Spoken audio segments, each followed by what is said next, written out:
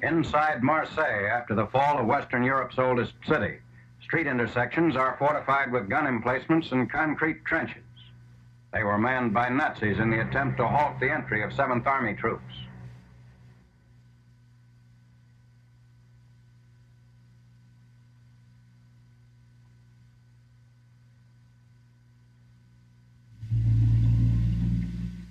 Allied bombings and Nazi demolitions destroyed docks, warehouses, dry docks, and other port facilities. Entrances to the area were partially obstructed by scuttled ships.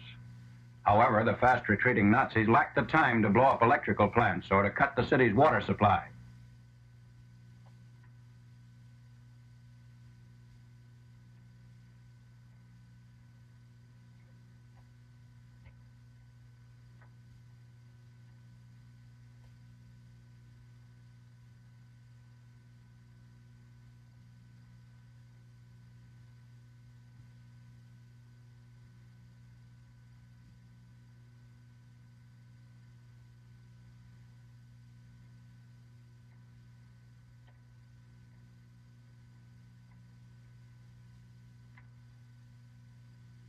A hasty bypass replaces a demolished bridge in the drive up the Rhone Valley. Tapes guide vehicular traffic. Wrecked railroad yards at Valence 1st September. Before surrendering the city, the Nazis put a freight car full of explosives in the center of the yard and detonated the charge. Nearby homes were severely damaged with heavy casualties. At Lyon, which fell 3rd September, Allied engineers are machine-gunned while building a bridge across the Rhone. Civilians take cover as the engineers return fire of the enemy, who's entrenched in the cupola of a civil hospital.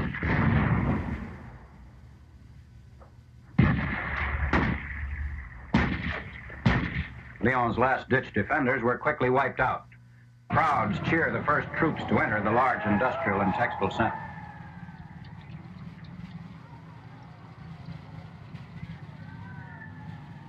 At Meximieux, 17 miles northeast of Lyon, the Nazis attempted to break through Allied roadblocks. They lost 6 tanks and 2 self-propelled 88s mounted on half-tracks.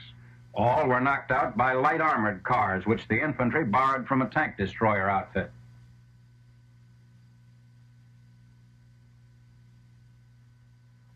General Patch's army draws closer to a junction with 3rd Army troops. Warp, near an important highway leading to Belfort, is occupied 4th September. The Germans retreated from the town under cover of darkness on the night before the entry of Allied forces.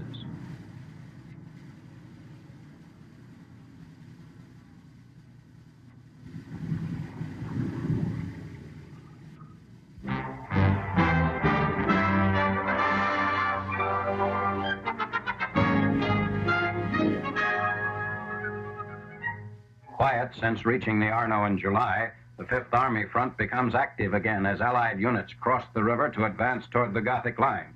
Here on 2nd September, after holding the southern part of Pisa for over a month, forward elements of an anti-aircraft artillery battalion crossed the Arno into the northern section of the city.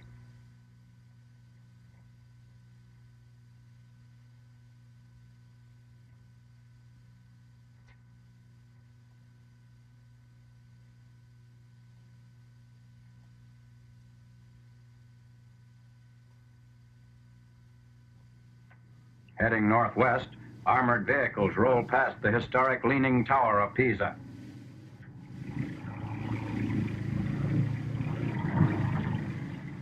Lieutenant General Mark W. Clark, in command of the 5th Army, is joined by a member of his staff in an inspection of the 14th century structure which the Nazis are reported to have used as an observation post.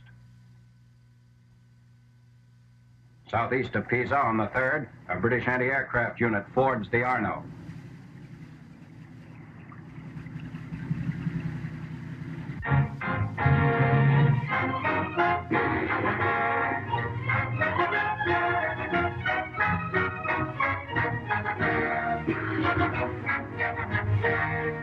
Near the Burma Road, work progresses on the Huitong Bridge. It spans the Salween River east of Tongyue, the walled citadel that fell to Chinese troops after a 6-week siege.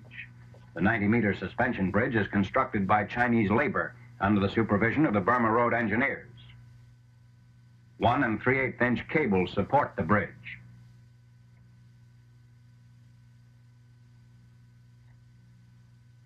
placing the 1,000-pound floor beams. The coolies do most of the job by hand.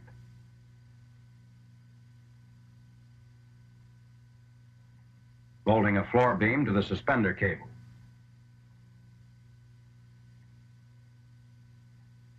The bridge flooring is laid. By working both night and day, this vital link in the China-Burma route is rushed to completion.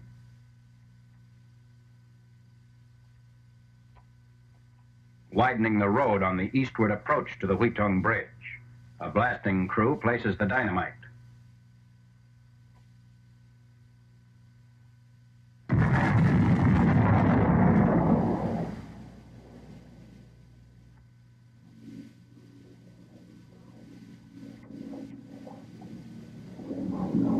The bridge area is under spasmodic Japanese attack.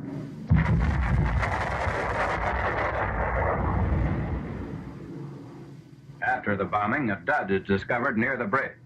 The 250-pound high explosive bomb is minus the tail fin, which was knocked off on hitting the ground. 6 sticks of dynamite and 2 charges are used to destroy the bomb.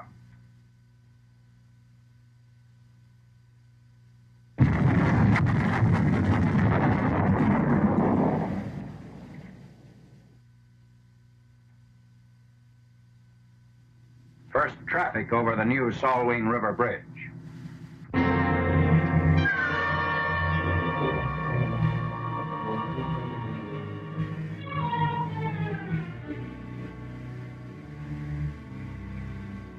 At Aitape in northeast New Guinea, infantry troops plod through wet and almost inaccessible jungles in the campaign to hold the Guinea river lines against fanatical Japanese resistance.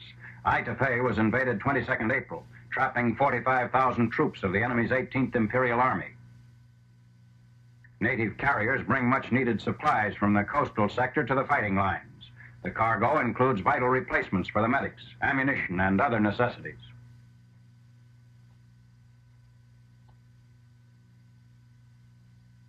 Supplies are unloaded at an infantry command post.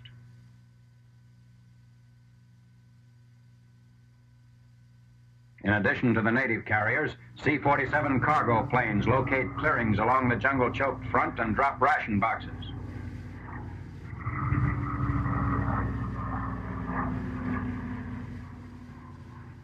Aitape is 150 miles southeast of Alandia. Both were taken last April.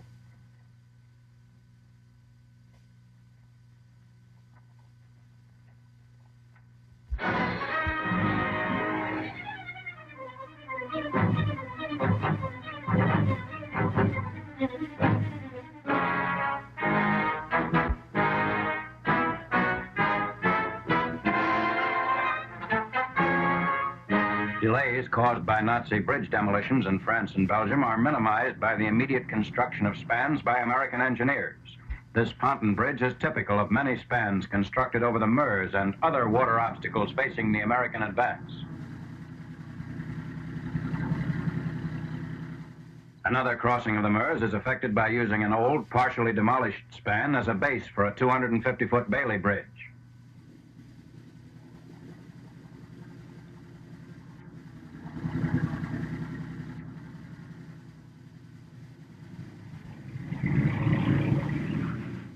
On 1st September, armored vehicles of General Courtney Hodges' First Army opened fire on the French town of Dercy in their drive toward the Belgian frontier.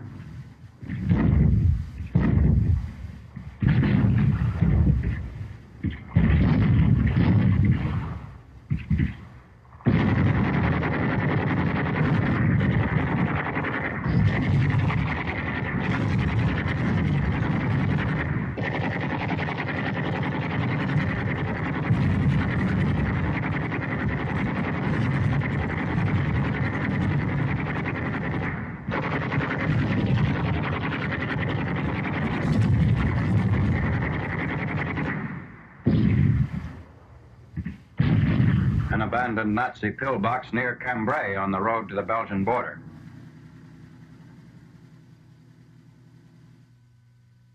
St. Quentin falls to the First Army 3rd September.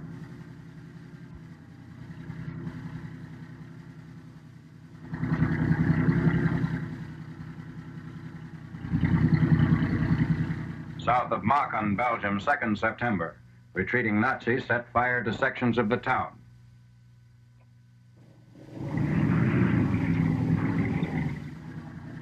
At 19:15 hours, 2nd September, the first element of General Hodge's army crosses the Franco-Belgian border.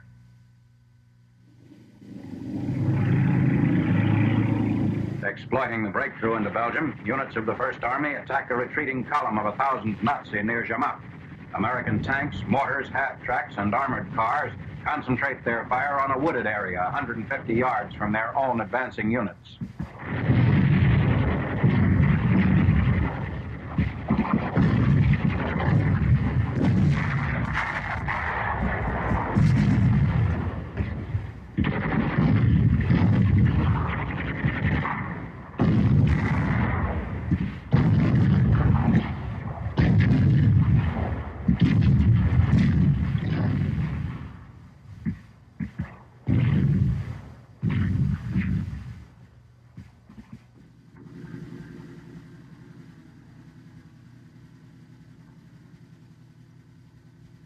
A captured German captain, accompanied by a party of Americans near the French border in Belgium, urges his men to surrender, explaining the hopelessness of their position.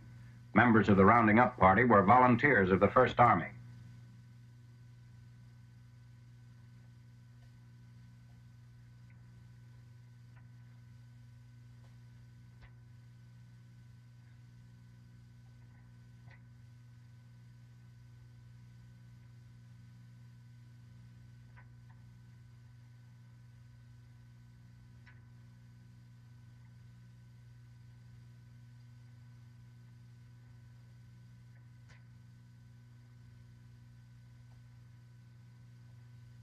More than 300 prisoners are taken. Armored units of the First Army attack a farmhouse near the Franco-Belgian border where the Nazis tried desperately to stem the American push toward the German frontier. Resistance at the farmhouse ceases, but Germans escape through a tunnel leading from the building to an enemy OP in the nearby forest.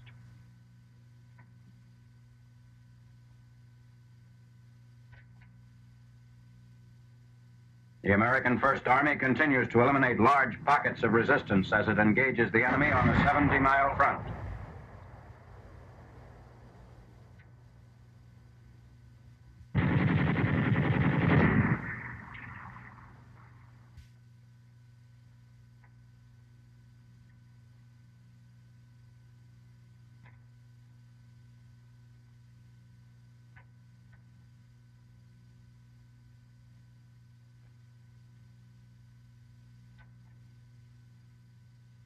On 4th September, a U.S. patrol sets out to investigate a case of Nazi mass murder and destruction perpetrated in the French town of Martincourt, a reprisal against the citizen population for an FFI military incident. On 2nd September, FFI men ambushed a German staff car near the town, whereupon members of a German Panzer Grenadier division surrounded the village, setting houses afire and shooting at everything in sight. Some of the population managed to escape, but only after being ruthlessly beaten.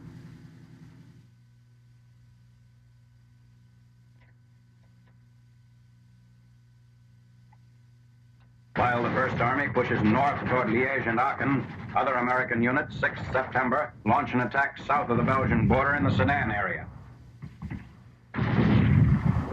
E-47s aid in harassing fleeing Nazis.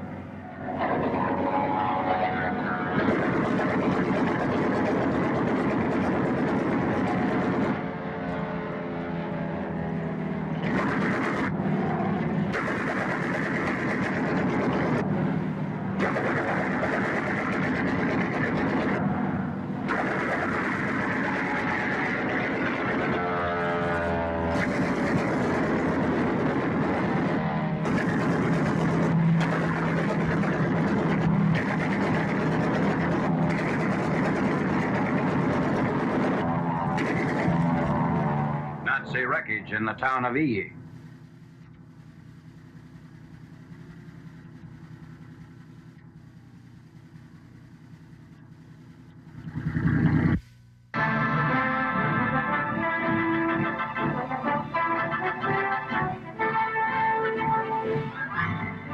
On the right wing of the American advance, elements of General Patton's Third Army are helped across the Meuse River by a barge supplied by a French patriot.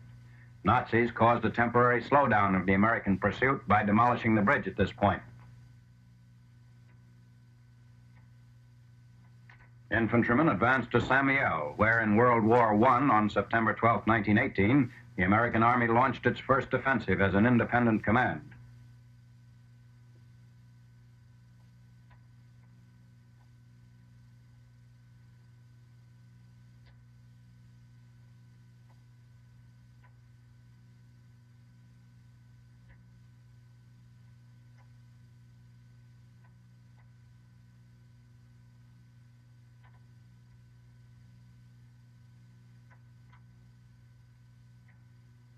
Third Army artillery opens fire on Nazis defending the Meuse River.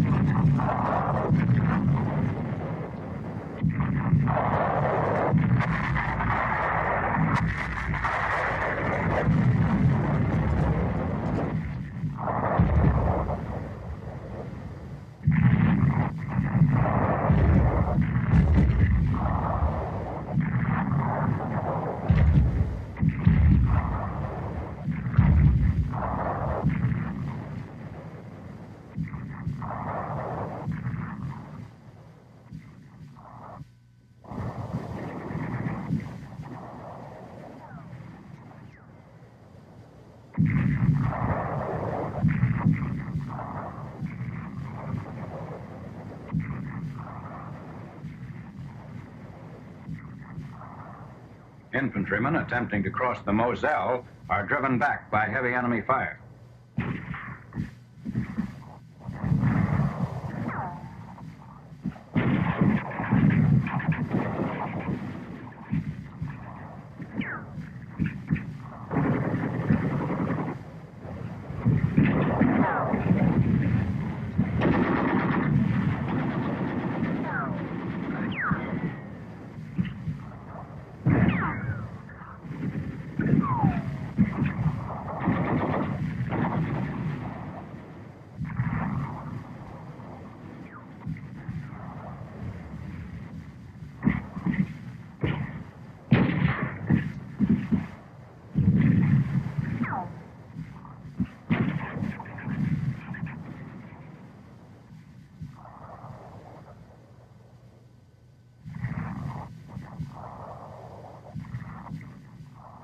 Nazi positions are neutralized.